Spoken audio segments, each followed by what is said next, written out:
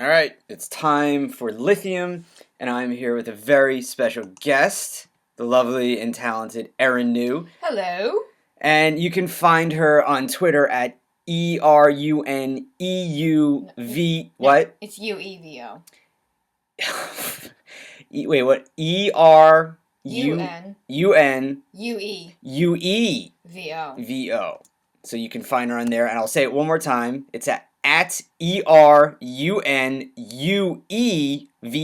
At ERUNUEVO. I will not even try to pronounce that Twitter name. Because it's like my name combined with running, combined with the fact that my last name is Nuevo in Spanish. Right. So it's ERUNUEVO.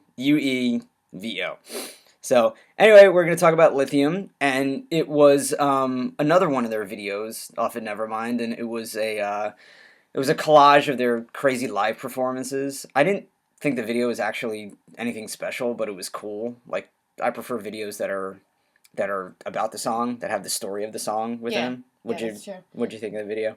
I thought it was fun just because I like seeing them perform, because I'm a big fan of theirs and I never got to see them perform.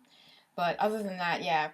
Because the song is kind of like, what are you actually singing about? So it would have been nice to have a little insight, Yeah, and things. Erin's a little younger than me, so she when you found out about Nirvana, when you were like, how old? Well, when Nevermind he died came out? when I was in 5th grade. Yeah. But I didn't really get into them until I was in high school. I feel so old! But it was a little after the fact, Yeah. What, do you remember hearing of them? Yeah, I think that there were a couple people that I knew that were into them, and I wasn't, like, in that world yet. Yeah. Well, you were young. Yeah, I was 10. Jeez. So. Yeah. What were your first memories about them? Well, when I first heard them when I was young, I was just like, I don't know, it just wasn't the kind of music I was listening to at the time, so I was like, oh, that's a different kind of person, that's not. Yeah. But then when I, like, revisited it, like, as a, like, a very mature, whatever, 14-year-old, I was like, this is awesome. And we used to, like, sit around my house, like, sit around my dining room table, like, 5 of us, and listen to their records over and over and over again. It was really fun, but yeah. And then you played Everclear, Sparkle and Fade, and the Romeo and Juliet soundtrack. Am I correct?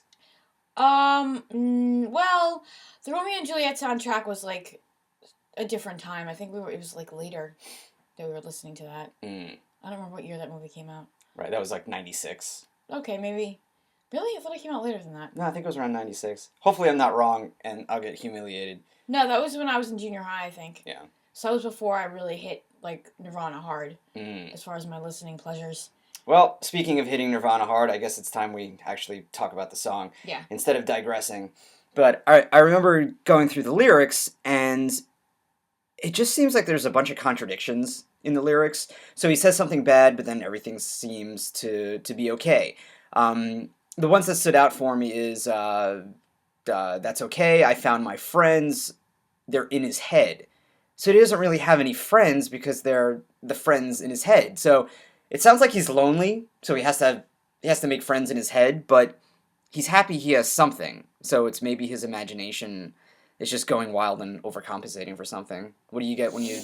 any lyrics stand out to you? Yeah, I feel like it was... the majority of the song seemed to be like... his life isn't great. Like, things are kind of crappy, but he's putting up a good front of happiness, and, like, he's getting by. He's able to, like, deal with it and kind of internalize any pain and, like, externally seem like everything's all, like, happy, whatever, Yes, we all have our masks that we put on. Exactly. In life. So, I guess it eventually caught up to him, though. Unfortunately, or else he'd still be alive to accept his Rock and Roll Hall of Fame award, and I'm so curious if he would be happy that it was around, or be like the Sex Pistols and be like, we're not accepting this. This is ridiculous.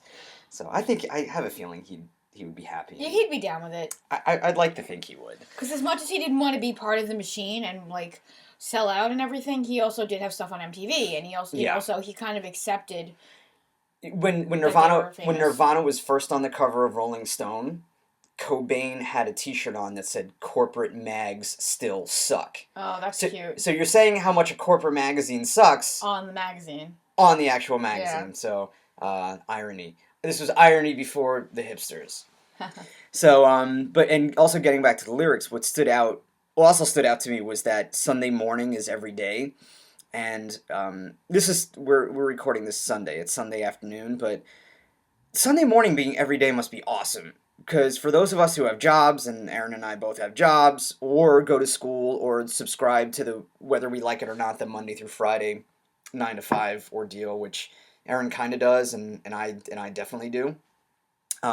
Sunday mornings are really nice. Yeah. This was a great Sunday morning, because you know what I did this morning? I woke up early and I watched TV, and that's like heaven. I didn't have to be anywhere. I didn't have any responsibilities.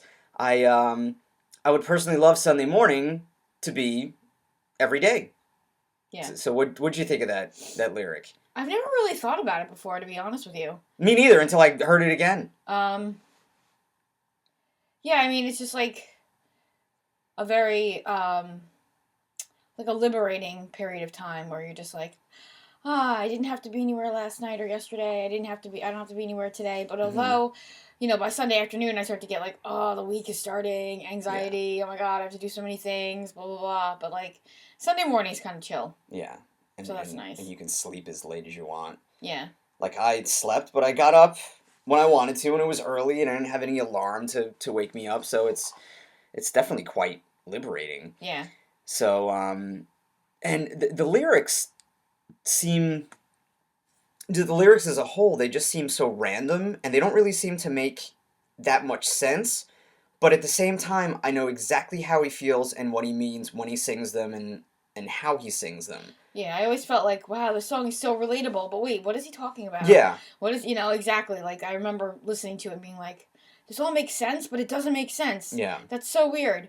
Although the only thing I always had a problem with was, I wasn't sure if he was saying, I'm not going to crack, or I'm not coming back, and it was always a big debate amongst my friends, and we would look it up, and, like, different websites would say different things for the lyrics. Yeah. So we never knew what he was saying, and it was so annoying. See, back in my day, when we didn't really have the internet when this album came out, the internet didn't really exist. I think it was in some other form, but it wasn't available for mass consumption.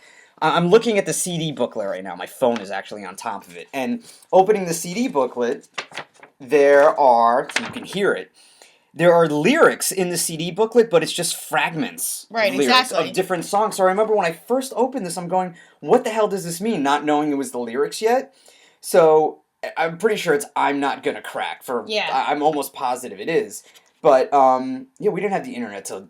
I didn't have the internet to look on when this was out. So I was just scouring these lyrics and just like, oh, okay, I get it. But damn, why couldn't there be the lyrics for all the songs on it? Instead, they just had bits and pieces of it, which I wish they would just have the lyrics. Right. Because the best part that I have when listening to music is sometimes I misinterpret the lyrics. And then when I go back and actually read the lyrics, once I know the song really well, I go, oh my god, that's what he was saying. Exactly. I thought he was saying this. Yeah.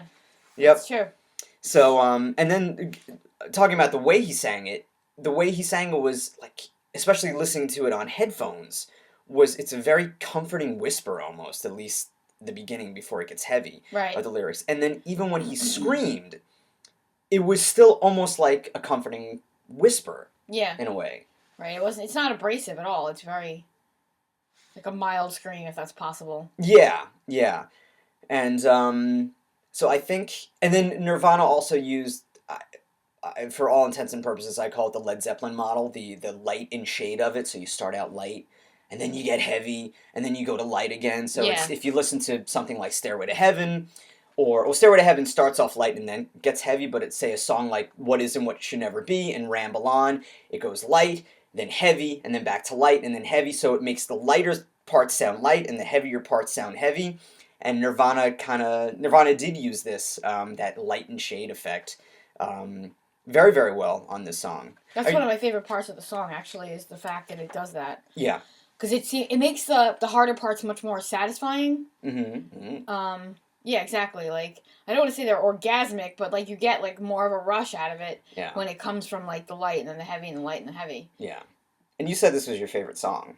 Did you say it was your favorite song? No, I never said that, but it's definitely definitely on the album. On the album. I don't remember, to be honest. Let me see here. I think it's one of them. Like, I think my top three. I think this one, Smells Like Teen Spirit, and maybe In Bloom. Yeah. Are my 3 favorite on this. Looking at the inside picture of them, they all have to be high out of their. I know. Look at Dave Grohl's smile. That's so funny. That's a marijuana-induced smile. They smoked a lot of weed. Did they? Yeah. So anyway, so I think the moral of this song, at least what I got out of it, was so even when there's everything going wrong, he's still okay with everything, and everything's gonna be alright. He's not gonna crack.